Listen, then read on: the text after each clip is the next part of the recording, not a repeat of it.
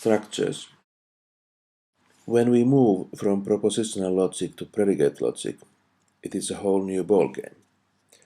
We try to do the same as in propositional logic, describe situations in the world, in a database, in mathematics, etc., in an exact way so that we can coherently define and study concepts such as proof and truth, perhaps in a way that even a computer can understand.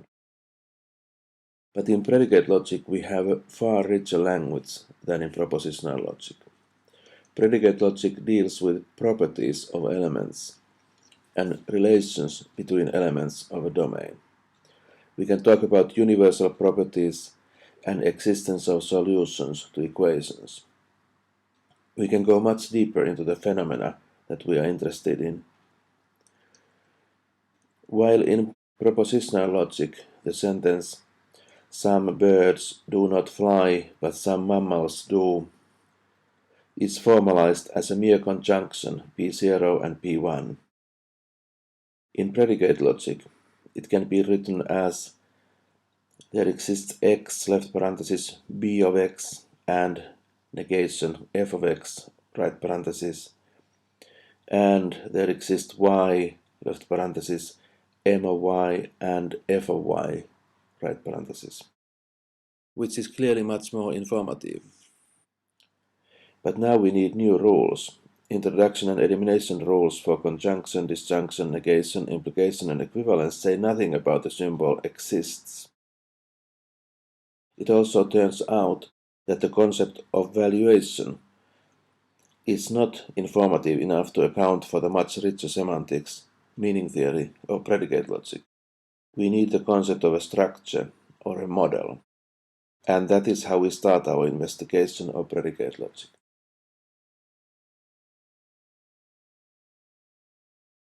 Unary structures. A unary structure M consists of a domain, also denoted by M, and a number of subsets of it called predicates. The predicates are denoted A0, A1, etc. One predicate divides the domain into up to two parts. Two predicates divide the domain into up to four parts, etc. For example, M could be a set of people, and A0 could be the set of women in M.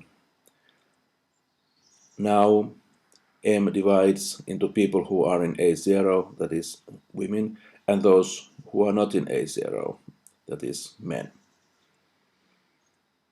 Or, if again M is a set of people, A0 could be the set of country music lovers in M, and A1 the set of jazz fans in M.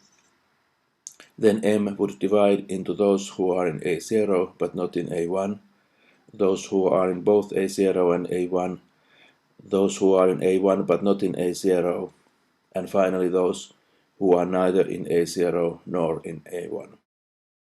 This kind of classification of elements according to what is known about them is typical in predicate logic.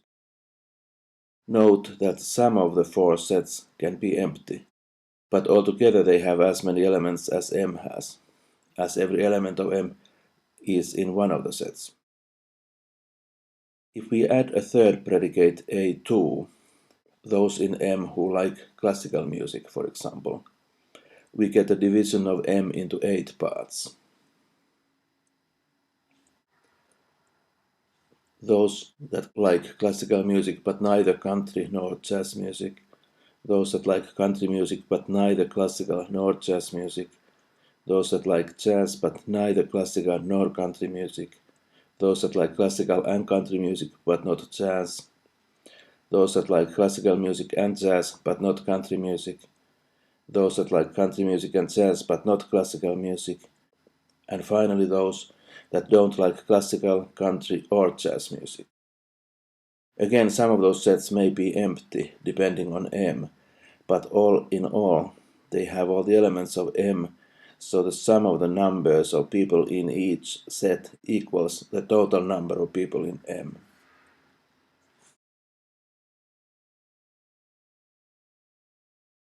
Tile models. A tile model consists of colored tiles arranged in a row as the 5 tiles below: red, blue, blue, red, yellow tile. The relevant properties of the tiles are color and position, which is a property of being left or right of another tile. Here are some examples of tile models. The first has just red tiles. Then we have a tile model with just blue tiles. Then yellow, red, red, blue, blue, red, yellow tile. Red, blue, red. And finally a long tile model: blue, blue, yellow, red, blue, yellow, blue, red, red, blue, red, yellow. Now we give a more exact mathematical definition of the tile models.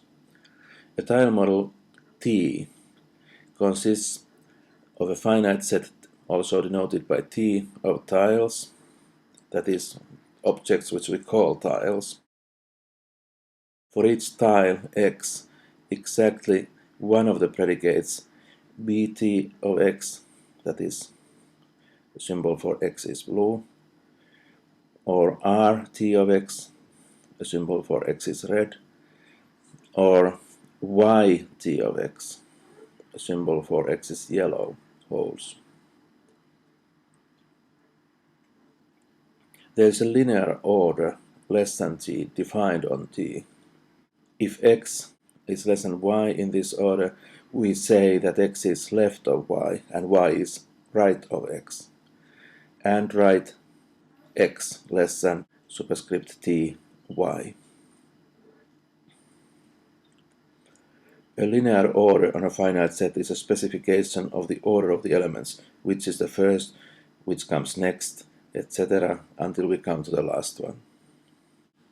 So, when we define tile models mathematically, we have a finite set of tiles, a linear order symbolizing the property of tiles of being left or right of each other, and finally the 3 predicates being blue, being red, and being yellow. With these 3 predicates and the linear order, we can express nicely properties of tile models. We will discuss many examples later. Another interesting and important structure is the structure of integers. The natural numbers are the non-negative integers 0, 1, 2, and so forth.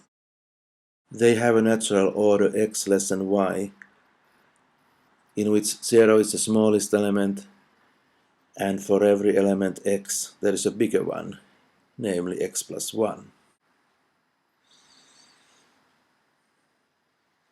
There are many more examples of structures in mathematics and in areas of science where graphs are used. For example, directed graphs, equivalence relations, groups, fields, Boolean algebras, lattices, linear orders, partial orders, and trees. This ends our first survey of structures. Structures, also called models, are, as said, the basic ingredient of the semantics of predicate logic.